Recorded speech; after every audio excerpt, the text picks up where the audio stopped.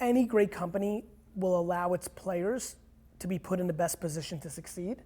And if you are fortunate enough to have innovative thinkers, people that are on the offense, who are not delusional. I think one of the things that I'm passionate about is, for all my sizzle and all my new thoughts, I'm grounded in business practicality. I notice a lot of people that follow me come and pitch these wild ideas in their company that are gonna happen, and they're like, hey bank, let's do VR. And they think it's cool. And so I think companies need to allow their thinkers to think, but thinkers or innovators or people on the offense in these companies need to understand, if they're lucky enough to be in an organization that gives them some freedom, they can't come with like, let's do a Pokemon Go-like thing in AR for our bank, because that doesn't make any sense. Yeah. Like everything I was pushing up there will work today.